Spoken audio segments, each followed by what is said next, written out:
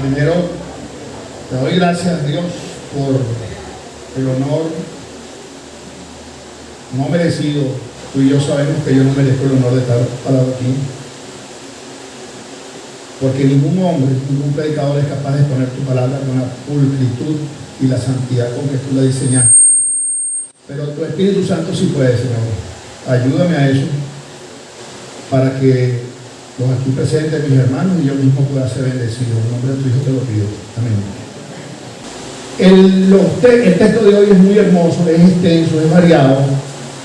Y antes de empezar de lleno en él, yo les voy a comentar sobre los atributos de Dios. Los atributos de Dios son importantes que nosotros los conozcamos como Él los presenta en su palabra, sobre todo en el Antiguo Testamento, porque es la única forma como nosotros podamos conocer al Dios verdadero. Nosotros debemos conocer al Dios verdadero para amarlo. Hoy les voy a comentar sobre su poder, su perfección y su sabiduría, muy brevemente, no son 2 minutos. La perfección de Dios es tan grande, el poder de Dios es tan grande, pero tan grande, tan inmensamente grande, que muchos comentaristas dicen que cuando nosotros detenemos a observar las constelaciones, las galaxias, todo lo creado, esa expresión de Dios esconde más su poder que lo nuestro. ¿Cómo es eso? Y hablando con un santo de la iglesia, explicando, le decía, no, mira, es como que si tú te enfrentas, hablas con Elon Musk o Jeff Bezos, que son uno de los hombres más millonarios del mundo, y le dicen, por ahí dicen que tú eres muy millonario, muy rico. Sí, somos ricos. Bueno, dame una muestra de tu riqueza, y sacan un billete de $1. Digo, $1. Bueno, es verdad. No da para imaginarse todo el dinero que tiene. Bueno, muchísimo más es Dios. Dios es muchísimo más poderoso que eso. Y cuando hablamos de su perfección, tenemos que considerar que la perfección de Dios es tan absoluta que no hay nada que él haga que se pueda mejorar. Todo lo hace perfecto. No hay nada que lo haga un poquito menos de lo perfecto, y no hay nada que lo pueda mejorar. Ni siquiera él mismo puede mejorarlo, porque siempre hace lo perfecto. Y cuando nosotros se nos borra la prédica, sabiendo que Dios es perfecto y tiene control de todo, y Él escribe la historia hasta los más pequeños detalles, y solamente permite lo que Él quiera permitir, no tenemos por qué asustarnos. Y si me asusto, es porque no conozco a Dios completamente. Y la última tiene que ver con la sabiduría. La sabiduría de Dios es el más hermoso de sus atributos, con el que adorna a todos los demás, así como con el poder le da fuerza para que los otros atributos se manifiesten. Y la sabiduría de Dios es tan absoluta, y no tiene que ver con el conocimiento, porque nosotros vemos que en las cartas de Pablo habla de la sabiduría, uno le pide sabiduría, quiere saber cosas, no tiene que ver con eso. Tiene que ver con los recursos que Él nos otorga, nos da, para que podamos conocerlo y tener intimidad con Él. Recursos que lo perdimos en Génesis 3. Y esa sabiduría solamente es perfecta en Dios. Dios es el único que puede presentar en un solo acto emociones tan radicalmente opuestas como la ira contra el pecado que ofende su santidad, como simultáneamente con el amor, su bondad infinita que siente por nosotros. Y eso fue lo que hizo en la cruz. En Cristo ustedes han oído muchas veces que es la verdad por eso, porque es la sabiduría de Dios. Porque cuando Dios decidió históricamente que Cristo fuera asesinado, porque eso fue lo que pasó, en ese mismo acto estaba mostrando su amor por nosotros. Eso solamente lo puede hacer Dios. Bueno, hoy vamos a ver entonces el segmento de Juan 11, del 45 al 57, y podemos ver cuáles fueron las reacciones que los que estaban allí presentes ofrecieron, cómo respondieron a la resurrección de Lázaro. Juan es llamado, el Evangelio de Juan, el Evangelio de la fe, porque él escribió, de acuerdo a lo que el mismo Juan dice, escribió todo eso para que sus lectores creyeran que Jesús es el Cristo, el Hijo de Dios, y para que creyendo sus lectores tuvieran vida eterna. Por eso Juan dice que Jesucristo es Dios en carne humana. Por eso Juan muestra 7 yo soy, 7 declaraciones de yo soy en el Evangelio de Juan. que son el pan de vida, la luz del mundo, la puerta, el buen pastor, la resurrección, la vida y la vida. Todas esas, cada uno de esos yo soy, esas expresiones que Cristo dijo, que Jesús dijo, son expresiones de su deidad, de su condición de Dios, las que estaba anunciando y las describía. Y también lo evidencia a esas verdades la respuesta, a pesar de que él evidenciaba, lo anunciaba, puede haber sido de incredulidad, como pasó con los judíos. Para respaldar sus afirmaciones, Jesús hizo también señales milagrosas, las cuales las presenta en el Evangelio, y también son 7, que son conversión del agua en vino, la curación del hijo del oficial, el paralítico de Betesda, la alimentación de los 5.000, caminó sobre las aguas, curó al ciego de nacimiento. Y finalmente la que vimos en el último capítulo, la resurrección del alma. Estas 7 señales llegan al máximo de la demostración del poder de Jesús. Y como ya vimos, esos milagros que Jesús hacía tenían un propósito de fortificar, de fortalecer una fe que ya existía en los que creían en él. Y por supuesto, la más importante de todas, para darle gloria a su Padre y a él mismo. Después que Jesús resucita a Lázaro, Juan analiza las respuestas que el pueblo, que los presentes, le dieron a la resurrección de Lázaro. Algunos creerán y otros más bien endurecerán su incredulidad. La decisión en cuanto a la respuesta es libre de cada quien, pero lo que no es libre son las consecuencias inevitables de cada una de esas dos decisiones. Hoy vamos a considerar especialmente las 3 reacciones, pero nos vamos a enfatizar más en la respuesta de la reacción, cómo respondieron las autoridades del templo, lo que Juan nombra siempre como los judíos, a esa resurrección de Lázaro. Siempre que se presente a Jesús como es en realidad, como él está presente en los evangelios, es una conminación al oyente, al que oiga el evangelio, a que tome una decisión. Puede reconocer que lo que están oyendo es cierto, o pueden rechazarla porque la consideran falsa. No se puede responder de otra manera. Con la resurrección de Lázaro pasó lo mismo. Hay solamente 2 respuestas: creer o no creer. Como Juan lo declaró en su evangelio, el que cree en el Hijo de Dios tiene vida eterna, pero el que rehúsa creer en el Hijo de Dios no verá la vida, sino que la ira de Dios será sobre él. Con Cristo no hay 3 opciones. Con Cristo, con el evangelio de la gracia de Jesucristo, no hay sino o creer o rechazar. No existe una reacción, una tercera posición que sea neutral. La indiferencia con la que muchas personas responden al evangelio es en realidad una oposición disfrazada. Jesús lo confirma en sus palabras. En Lucas 11:23 dice: el que no es conmigo, contra mí es, y el que conmigo no recoge, desparrama. Entonces no es una cosa que nosotros deduzcamos. Jesús mismo hace esa sentencia. Vamos a ver entonces tres respuestas que conducen a 2 consecuencias: a la salvación o a la perdición.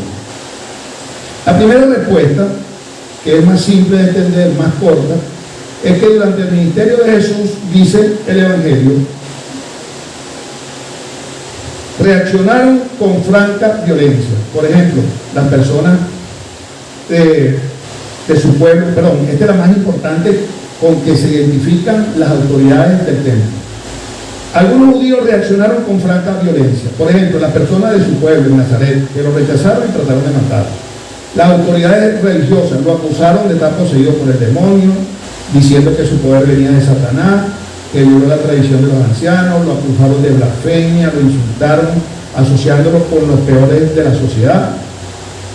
Lo amonestaron por violar regulaciones del día de reposo, dudaron de su autoridad y lo desafiaron en sus enseñanzas. Incluso planearon su muerte y lo asesinaron. Vean cómo hay una gradación en ascenso de esa oposición. Otro grupo de personas, tal vez la mayoría de las personas, y eso sigue sucediendo cuando se les presenta el Evangelio, reaccionaron con aparente indiferencia. Aceptar o rechazar el Evangelio nunca es algo estático, es algo progresivo. Si uno acepta el Evangelio, su vida de fe va a crecer progresivamente. Si uno rechaza el Evangelio, la frialdad de su corazón lo irá sumergiendo cada vez más en las tinieblas. Los indiferentes aquí eran buscadores de emociones, seguidores indecisos y falsos creyentes. Pero Jesús ya condenó también, como hicimos en el primer segmento, la indiferencia y la frialdad espiritual. Jesús declaró en Mateo 11, 20, 24 que la indiferencia de 3 ciudades de Galilea, Corazín, Betsaida y Capernaum, que habían sido testigos de la mayoría de sus milagros, eran peores que las ciudades paganas de Tiro y Sidón, y serían más inmorales que Sodoma. Entiendan bien el contexto. Jesús, su ministerio empezó por Galilea, fue donde duró más, fue donde hizo más obras y milagros, y todavía allí había ciudades que ni siquiera por eso se convirtieron. Y el tercer grupo, ya vimos 2, el tercer grupo es el grupo de los enemigos incrédulos y de los indiferentes, eran estos que hemos descrito, pero el tercer grupo es un grupo que las escrituras lo llaman rebaño pequeño, manada pequeña, y está formado por los verdaderos hombres de fe en Cristo. Entre ellos estaban en ese pequeño grupo los 12 apóstoles menos Judas, estaba Zaqueo el publicano, estaban muchos de los samaritanos que estaban en la ciudad de Sicar, convertida por la mujer samaritana, pero Sicar era una ciudad muy pequeña. Estaba el oficial real de su casa, estaba el ciego de nacimiento, y en el último periodo, muchos de los que se reunieron con Jesús a la orilla del Jordán, cuando él se retiró huyendo de los judíos, y a donde lo fue a buscar las hermanas de Lázaro con su mensajero. Aquí lo interesante del contexto es ver que en todo el Evangelio de Juan, las personas que se convirtieron se pueden reconocer esto. El único grupo grande que se convirtió era el grupo de Sicar, de la mujer samaritana. Textualmente los manuscritos hablan de muchos, pero muchos de una ciudad pequeña. Lo cierto es que las diversas reacciones del pueblo hacia Jesús después de la resurrección de Lázaro son las respuestas típicas hasta el día de hoy en el mundo. En los versículos 45 y 57 que vamos a considerar hoy, Dios en su palabra presenta la misma respuesta posible a Jesús: con fe, con rabia o con indiferencia.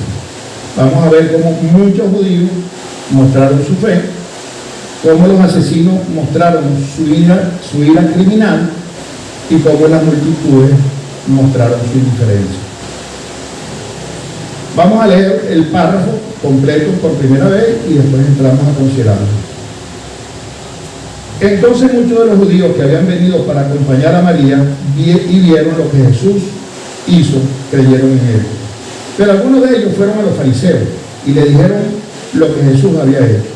Entonces los principales sacerdotes y los fariseos reunieron al concilio y dijeron: ¿qué haremos?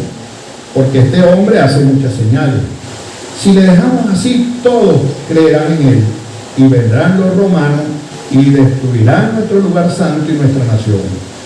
Entonces Caifás, uno de ellos, sumo sacerdote en aquel año, le dijo: vosotros no sabéis nada, ni pensáis que nos conviene que un hombre muera por el pueblo y no que toda la nación perezca. Esto no lo dijo por sí mismo, sino que como era el sumo sacerdote aquel año, profetizó que Jesús había de morir por la nación. Y no solamente por la nación, sino también para congregar en uno a los hijos de Dios que estaban dispersos. Así que, desde aquel día acordaron matarlo. Por tanto, Jesús ya no andaba abiertamente entre los judíos, sino que se alejó de allí a la región contigua al desierto, a una ciudad llamada Efraín, y se quedó allí con sus discípulos. Estaba cerca de la Pascua de los judíos, y muchos subieron a aquella región a Jerusalén antes de la Pascua para purificarse, y buscaban a Jesús. Y estando ellos en el templo, se preguntaban unos a otros: ¿qué os parece? ¿No vendrá la fiesta? Y los principales sacerdotes y los fariseos habían dado orden de que si alguno supiese dónde estaba, lo manifestara, para que le prendiesen. Esta es la santa, perfecta y poderosa palabra de Dios. Muchos de los judíos hablan de los que creyeron en Él. En realidad, en ese verso 45 menciona a María y no explica por qué la menciona. Hay la posibilidad de que María a lo mejor era más emocional, más sensible, más sensitiva que Marta, y por eso a lo mejor necesitaba más consuelo, o tal vez la consideraban en el grupo como más madura espiritualmente. Lo cierto es que por cualquier causa que haya sido, la reacción de su hermano, la curación de su hermano, provocó que muchos de los judíos testigos del milagro creyeran en él. Esos testigos lo vieron con sus ojos, analizaron el milagro, lo entendieron y llegaron a la conclusión correcta. La declaración del verso que estamos considerando, creyeron en él, es una afirmación simple pero muy significativa, porque para que la fe en el hombre sea efectiva, para que salve, solamente es útil si se deposita en Jesucristo. Como lo dice Juan en todo su evangelio, solo Cristo es el camino, la verdad y la vida. Nadie viene al Padre sino por él. Y lo repite Pedro en Hechos 4:12, porque en ningún otro hay salvación, porque no hay otro nombre bajo el cielo dado a los hombres en que podamos ser salvos. Y aunque no todos los que creyeron en Jesús manifestaron verdadera fe salvadora, hay varias razones en el texto que estamos estudiando para pensar que estas personas del verso 45 sí fueron salvas, que era una fe genuina y salvadora. ¿Por qué? Primero, porque más adelante veremos en el versículo del 49 al 52 que hablan de que la muerte de Cristo dio como resultado la salvación para su pueblo. Habla de salvación para su pueblo. Su pueblo eran los judíos y estaban presenciando la resurrección de Lázaro. Una salvación que, según el contexto, pareciera que incluyera a este grupo de judíos que la palabra describe que creyeron en él. Una segunda razón es que Jesús resucita a Lázaro, expresado por él mismo, por su palabra, para la glorificación y la del Padre. Y cuando ustedes cruzan el verso con 2 Corintios 4:15, el Señor se glorifica cuando las personas creen y se salvan, por lo que se supone que ese grupo se salvó. Tercero, las autoridades judías reconocían como valientes seguidores de Jesucristo a todas las personas que creyeran en él. O sea, para creer en él se necesitaba una dosis adicional de valor para retar el castigo que podía venir de parte de los judíos. Y eran considerados como una amenaza a la hipócrita autoridad religiosa que para ese momento ejercían los fariseos en el templo, los fariseos y los saduceos. Por esa es otra razón para pensar que si ellos se atrevieron a reconocer que creían en Jesús, probablemente eran salvos. El segundo grupo deriva del verso 46 al 54, tal vez la parte más extensa y el centro de la predicación de hoy. Los asesinos, le puse yo este segmento.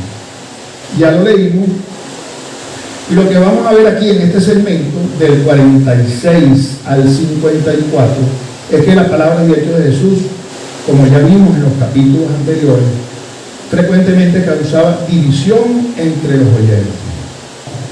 Jesús dijo con sus palabras en Lucas 12:51, ¿pensáis que he venido para dar paz en la tierra? Os digo no, sino disensión. Aunque muchos creyeron en Jesús cuando vieron el verdadero significado de la resurrección de Lázaro, algunos no creyeron. Y en vez de eso, fueron a los fariseos a contarle lo que Jesús había hecho. Algunos comentaristas incluso se atreven a afirmar que los fariseos fueron porque estaban muy asombrados para ver si podían convencer a los líderes del templo.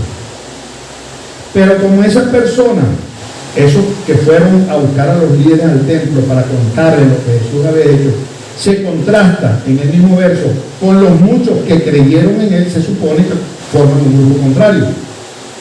Porque ya además ellos ya sabían, como hemos visto en los capítulos anteriores, del odio profundo, mortal y radical que sentían los fariseos por Jesús.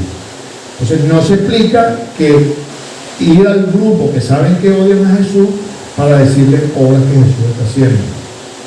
Lo más probable es que hayan actuado por mala intención y que eran incrédulos desde antes de ver el milagro de la resurrección, y aunque nos sorprenda, siguieron siendo incrédulos después que vieron la resurrección de Lázaro. La incredulidad ante un milagro tan grande, donde no está reseñado en la historia de la humanidad ni del pueblo hebreo, es la prueba más contundente que confirman las palabras de Abraham al Lázaro, que estaba en el infierno, en Lucas 16:31, que dice: si no oyen a Moisés y a los profetas, tampoco se persuadirán, aunque alguno se levantare de entre los muertos. Es un comentario importante porque muchas veces nosotros hemos tenido la tentación de pensar que en una iglesia donde no se haga un milagro, el Espíritu de Dios no está presente. Ese no es el diseño de Dios para su iglesia. Pueden suceder, es verdad, pero no es el objetivo de la iglesia.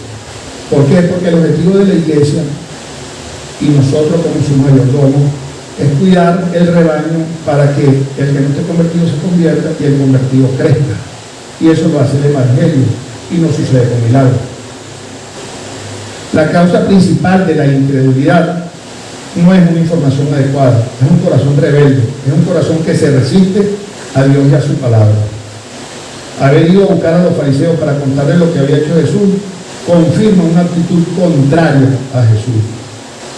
Porque todos los que eran creyentes, lo que hacían era perseguir a Jesús y querer estar con él. Por eso es que este grupo va a buscar a los fariseos. Y buscan a los fariseos porque son más accesibles. Los saduceos eran gente muy prepotente, aristocrática, arrogante, que no se vinculaban con todo tipo de pueblo. Los fariseos sí tenían intimidad con el pueblo. Los fariseos eran los expertos de la ley, líderes de la sinagoga, y tenían mucho contacto con las personas comunes y corrientes. Y a pesar de eso, de que los saduceos y como vamos a ver, y los fariseos tenían muchas diferencias, ambos grupos se reunieron, se combinaron, se pusieron de acuerdo para asesinar a Jesús. Este grupo de incrédulos demuestra la dureza de su corazón, y su respuesta demuestra que no importa la evidencia con la cual el incrédulo voluntario puede enfrentarse para convertirse. No funciona. Nada es suficiente para un corazón que haya decidido no creer. Los fariseos se alarmaron y decidieron actuar al recibir la noticia de la resurrección de Lázaro, porque ellos sabían el efecto que iba a causar en el pueblo. Los fariseos no tenían autoridad suficiente para tomar decisiones independientemente, porque los saduceos eran mayoría en el templo y tenían más poder. Por eso es que convocan a todos los principales sacerdotes, los que hayan sido sumos sacerdotes, los principales del templo, al concilio del Sanedrín, porque solamente así podía emanarse una decisión con autoridad. Recordemos que Israel era un estado teocrático y en el Sanedrín estaba su órgano de jurisdicción amplia, tanto en materia penal, civil, mercantil y por supuesto en asuntos religiosos. Aunque estaban supeditados a los romanos se reservaban solo a la aplicación de la pena de muerte y otros aspectos como la materia fiscal, que es la recaudación de impuestos, o la militar. Los fariseos eran respetuosos de la ley, la Torá o el Pentateuco, al igual que respetaban las escrituras inspiradas, los salmos y los profetas. Aceptaban la resurrección de los cuerpos y la existencia de los ángeles. El pero, es lo que viene aquí, es que incorporaron a todas esas creencias las tradiciones humanas que ellos le añadieron a través de muchos años. Por eso ustedes van a oír que se afirma que los fariseos le añadían a la verdad. Ellos eran ultranacionalistas y los agobiaba mucho su dependencia a Roma. Los saduceos eran una secta diferente, ellos aceptaban la autoridad del Pentateuco pero en cuanto a la resurrección y la asistencia de los ángeles, los saduceos rechazaban las dos cosas. Ellos no creían nada de lo sobrenatural. Y por eso la afirmación en Mateo y en Hechos de que ellos, al contrario de los fariseos que le añadían a la verdad, ellos le restaban a la verdad. Los saduceos eran unos oportunistas políticos y la mayoría de ellos eran aristócratas ricos. Pero a pesar de eso, ellos se unieron. Y fíjense qué curioso, estamos hablando de la descripción de los saduceos, no creían en nada del mundo espiritual, de nada de lo sobrenatural, y eran la máxima autoridad del templo. Eran la suprema autoridad religiosa de Israel. Y eso es para que nos pongamos en un contexto como la desviación de la legítima religión judía se fue dando y acumulando en el paso de los siglos hasta llegar a barbaridades como la que estamos viendo. El jefe del templo, la máxima autoridad, el único autorizado a ofrecer sacrificios para limpiar los pecados de su pueblo, no creía en lo sobrenatural. Lo cierto es que cuando se entera el Sanedrín, la máxima y suprema autoridad mundial en religión temblaba ante el ministerio de Jesús.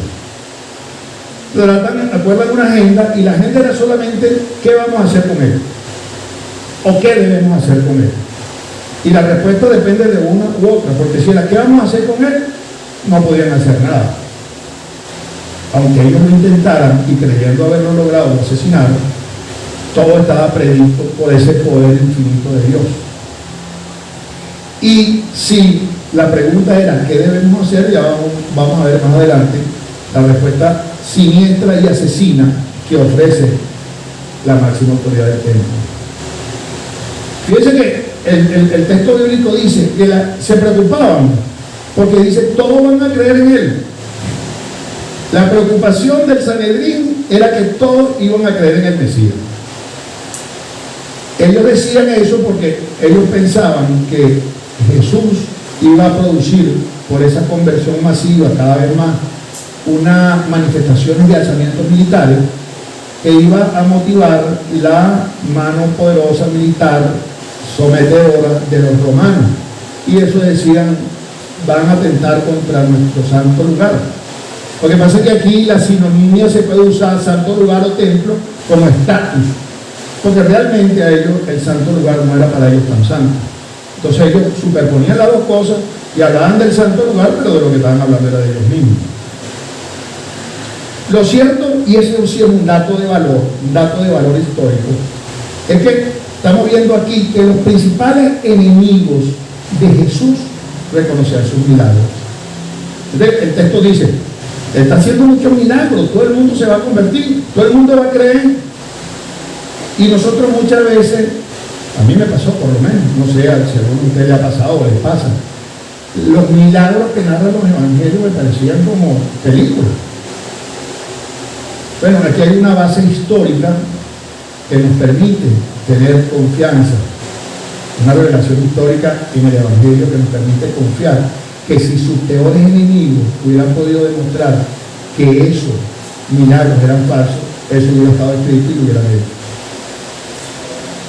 No teniendo entonces que hacer, lo único que prefirieron fue condenarlo hipócritamente y asesinarlo. Ya los fariseos habían demostrado, en lo que hemos estudiado en otros capítulos, su gran entrenamiento en obviar, en hacerse los ciegos en todas las verdades y los milagros que Jesús hizo. Pasó con el ciego de nacimiento en el capítulo 9 y pasó con todos los eventos que hemos narrado. En este párrafo en particular, la situación era más grave, porque la Pascua estaba muy próxima. Esta es la tercera Pascua que registra el Evangelio de Juan. Y si el gobernador descubría ese levantamiento, la respuesta ellos sabían que iba a ser implacable y rápida. Cosa que ellos trataron de evitar cualquier levantamiento y la respuesta brutal de los romanos, asesinando al inocente, a Jesús. Cosa que al final no pudieron. 70 años más tarde, como veremos, el poder romano aplastaría a Jerusalén y destruiría el templo. Además que ellos una vez más se equivocaban con Jesús, no lo conocían. Y ese es uno de los problemas, hermanos, cuando nosotros no conocemos al verdadero Dios. No lo vamos a entender, no vamos a copiar su mensaje. Ellos no conocían a Jesús y creían que Jesús venía a eso, a un levantamiento. De hecho, hay otra parte de los evangelios que narran que cuando Jesús se iba aproximando en su ascenso a Jerusalén, salió de la ciudad un grupo que lo recibía y otro grupo que lo seguía atrás, con una gran expectativa, como vamos a ver más adelante en el Evangelio de Juan, en la entrada triunfal de la última semana, la semana de la pasión de Jesús, porque pensaban que era el momento de la liberación de la nación. Una vez más, no conocían a Jesús, y no lo conocían porque no sabían que Jesús va a elegir su ministerio terrenal y gobernará como Rey de Reyes y como Señor de Señores, y dará su gobierno, y nosotros por la gloria de Dios seremos parte de ese ejercicio de gobierno solamente después que Él venga, no en ese momento. Entonces el Sanedrín tenía dudas de lo que iba a hacer, y Caifás, con toda su personalidad, ofreció una acción radical. Caifás era el sumo sacerdote. Normalmente los sumos sacerdotes podían durar muchos años. Caifás había sido nombrado en el año 18. Y el diseño original del templo es que de por vida. Eso fue degenerando por el pecado de Israel. Recuerden que Ezequiel anuncia que la gloria de Dios abandona el templo. Y al final, ser sumo sacerdote del templo era un puesto negociado entre las familias ricas y poderosas del pueblo junto con los líderes del templo. Hacían negocio con eso. De hecho, el suegro Anás, el suegro de Caifás, fue el sumo sacerdote anterior y fue destituido por los romanos. Los romanos ponían y quitaban al que ellos les convenían de acuerdo a sus intereses. Entre ellos, los que pagaran por lo que les iba a garantizar el ejercicio del cargo. Como vimos, las veces que entró al templo Jesús con el látigo, diciendo, reclamando que la casa de Dios era casa de oración y no una casa de negocio. Reflejaba esta realidad. Caifás empieza el discurso en el templo, tenía que dar un discurso anual junto a la Pascua, en un comentario que no era para hacerse amigo, no era para simpatizar con ninguno de los principales del templo. Empieza por decir en sus palabras: ustedes no saben nada, ustedes son unos incapaces, ustedes no saben manejar esta situación.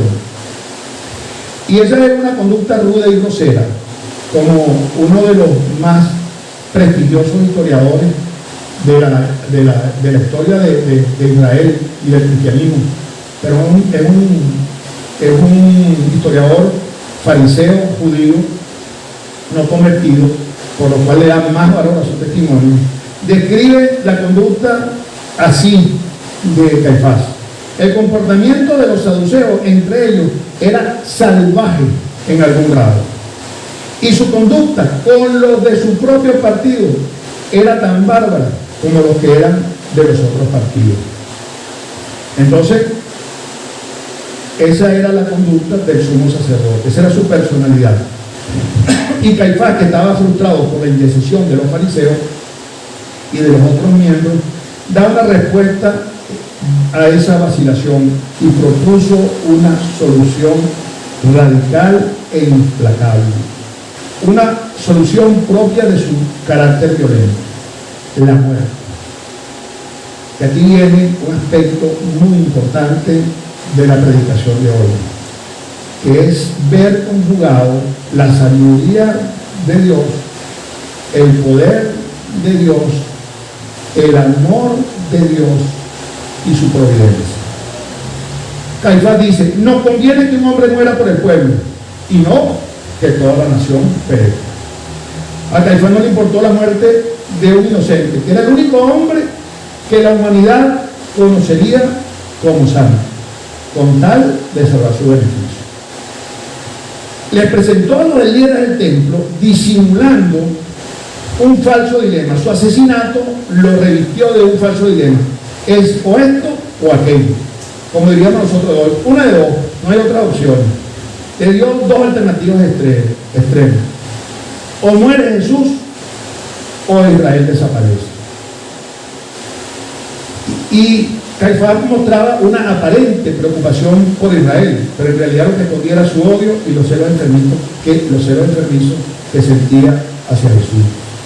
Su actitud hipócrita de falsa piedad va a alcanzar su punto máximo durante el juicio a Jesús.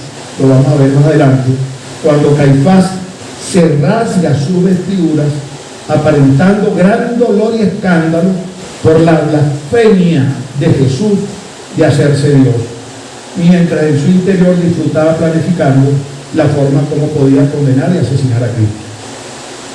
Irónicamente, aunque el Sanedrín tuvo éxito en crucificar a Jesús, la nación no se salvó. Israel pereció masacrada en manos de los romanos 70 años después. Y aquí también hay un mensaje para nosotros. Nosotros no vamos a poder vencer la muerte, pero nosotros, al igual que Jesús, después de morir vamos a estar sentados con Él en gloria a la diestra del Padre. Lo que sorprende del discurso de Caifás es que con las palabras que él dijo en plena libertad, con toda su intención, en pleno uso de sus facultades, que lo que estaban motivadas por sus intentos impíos y asesinos, presentó el asesinato de Jesús como una necesidad de salvación, pero lo que terminó haciendo es anunciando la obra redentora de Dios, el evangelio de la gracia salvadora de Cristo. Voy a repetir esto porque es importante. Caifás disimula sus intentos asesinos y pone a los líderes del templo y le presenta al pueblo el asesinato de Cristo como una necesidad nacional para salvar la nación, cuando en realidad en su interior tenía las motivaciones más tenebrosas y oscuras. Y Dios, dejando que él anunciara eso libremente, intencionalmente, voluntariamente y con todas sus facultades, usa esas palabras para presentarle a Israel el evangelio de la gracia de Jesucristo. Dios, la providencia de Dios, viste las palabras de Caifás con un significado que Caifás nunca quiso darle, pero terminó pronunciando una profecía más profunda que lo que su oscuro y perverso corazón podía entender. Porque la realidad es que es una bendición para el mundo, especialmente para nosotros creyentes, que Jesús haya muerto, porque era necesario para la salvación, no solo de los judíos que allá creyeron, sino de todos los elegidos de todo el mundo. Y el rescate que su muerte conquistó para tantas personas no fue producto de una decisión ministerial del templo de parte de los saduceos, ni fue producto de una invasión militar, sino fue producto de la santidad y el amor de Dios, que descargó su castigo implacable sobre nuestro pecado que el Santo de Israel portaba arriba de sí mismo. En su oficio, el sumo sacerdote era técnicamente el vocero de Dios. Jehová decretó un significado opuesto cuando Caifás profetizó que Jesús había de morir por la nación.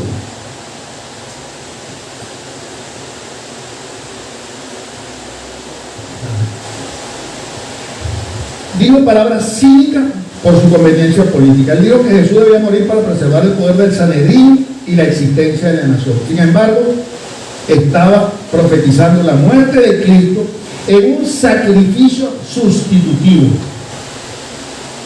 Y probablemente en el Nuevo Testamento es la primera vez que se anuncia la muerte sustitutiva de Cristo. En el Antiguo Testamento ya es conocido, ya conocemos la historia de Job, pero ya se anuncia salvación para Israel, y después vamos a ver más adelante que para todos los dispersos, que son todos los integrantes de la Iglesia de Cristo, en sustitución.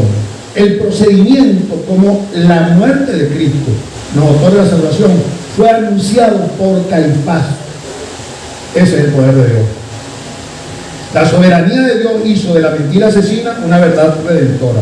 La palabra blasfema y impía de Caifás ante todo el pueblo de Jerusalén la usó Dios para anunciar públicamente al evangelio salvador de Cristo. Hay varias referencias, bastantes referencias bibliográficas, bíblicas, de que eso no es la primera vez que pasa.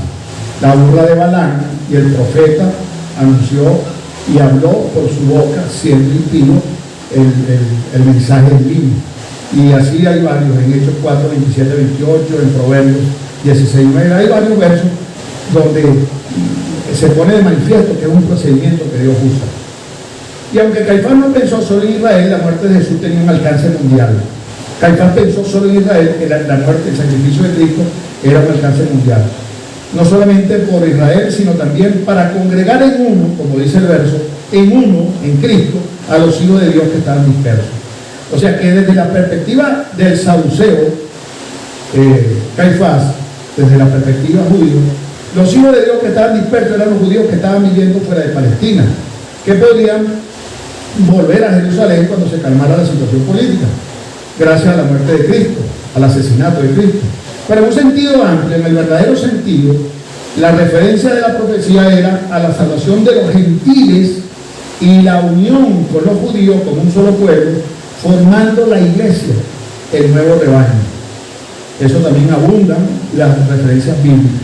Está en 1 Corintios 2, en Gálatas 3, en Efesios 2 y en Colosenses 3. La muerte de Jesús que propuso Caifás fue aprobada por todo el Sanedrín. Por eso desde aquel día ya su muerte había sido decretada. La decisión de ejecutarlo desde mucho antes de que Jesús pudiera haber sido arrestado en el Getsemaní hizo que el juicio posterior que se le siguió fuera totalmente una farsa. Solo fue una formalidad para consumar oficialmente el asesinato. Esa fue la causa por la cual Jesús se retiró al Jordán. Sino se alejó a una ciudad desierta, aquí se alejó a una ciudad desierta llamada Efraín, y se quedó con sus discípulos ahí en Efraín por un tiempo que no sabemos, pero que transcurrió desde ahí hasta su entrada triunfal en la última semana en Jerusalén. Y ya sea porque Jesús, por su condición de Dios, sabía todo lo que venía, o ya sea porque alguno de sus seguidores se enteró en Jerusalén en el templo y se lo informó, lo cierto es que ni Dios ni el Hijo de Dios iban a permitir que el sacrificio del Cordero fuera ejecutado, fuera consumado en una hora distinta a la que el Padre había previsto. El sacrificio de Jesús debía coincidir con la celebración de la Pascua, cuando el verdadero y único Cordero de Dios que quita los pecados del mundo debía ser sacrificado por cada uno de nosotros. Esa ciudad estaba localizada a 6 kilómetros al borde del desierto y a 20 kilómetros de Jerusalén. El último segmento, ya para concluir, vamos a ver la respuesta de las multitudes, que está en el verso 11 del 55 al 57. Esta es la tercera y última Pascua. Ya mencionamos la primera en el 2.13 de Juan y la segunda en el 6.4. Como la ley requería, muchos judíos, muchos creyentes, recuerden que ellos de todas las conocían las fiestas de la peregrinación, tenían que ir a Jerusalén, y muchos judíos se preparaban. Imagínense cómo era la congestión y lo complicado. Recuerden que tenían que celebrar una cena, preparar un cordero pascual, tenían que tener un aposento, que eso ha debido ser más complicado que una Semana Santa en tu casa. Eso demandaba mucha logística, mucha estrategia, y no había posibilidades de hacerlo con comodidad. Entonces eso hacía que la peregrinación fuese desde los días antes. Pero lo curioso es que durante esas peregrinaciones el pueblo se ocupaba era de ritos de purificación, de lavatorio de agua. Y es muy irónico porque vemos a un pueblo que se está purificando, que se está preparando muy rigurosamente, muy religiosamente para celebrar la Pascua. Y la Pascua se iba a celebrar, planificada por los líderes que dirigían esos ritos, asesinando al Santo de Israel. De hecho, esa multitud que estamos considerando en este tercer grupo estaba en el templo y se preguntaban: ¿qué les parece? No va a venir a la fiesta. O sea, estaban preocupados curiosamente por Jesús, no por el destino final de Jesús. Y ellos se preguntaban porque sabían las órdenes que estaban en el Sanedrín, de que cualquiera que lo viera, donde quiera que estaba, tenía que denunciarlo. Había curiosidad por Jesús, pero no compromiso. Al final, todos conocemos la historia, cómo se fue diluyendo, y ya lo dijimos en el medio de la predica, cómo se fue diluyendo esa curiosidad y en ese interés no basado en una verdadera fe por Jesús, cuando al final, cuando lo crucificaron, Jesús quedó absolutamente solo.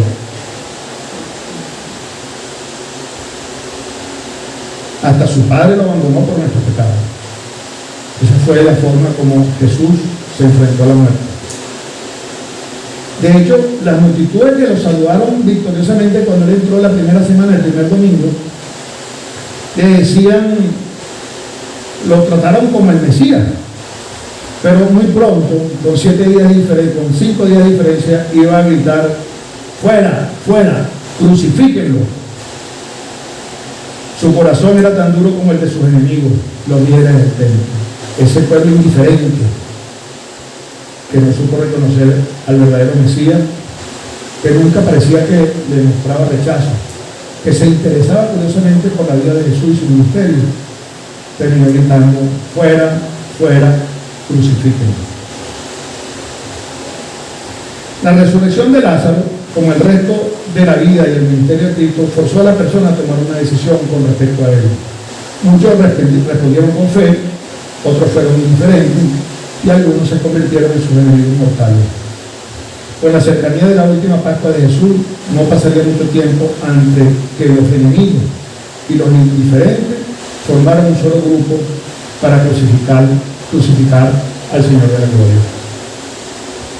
Y hermano, aquí tenemos, aunque no está tratando directamente la muerte redentora de Jesús, podemos ver cómo la muerte de Jesús, esa crucifixión, fue planificada por el poder, la perfección, la sabiduría, la santidad, la justicia y el amor del Padre.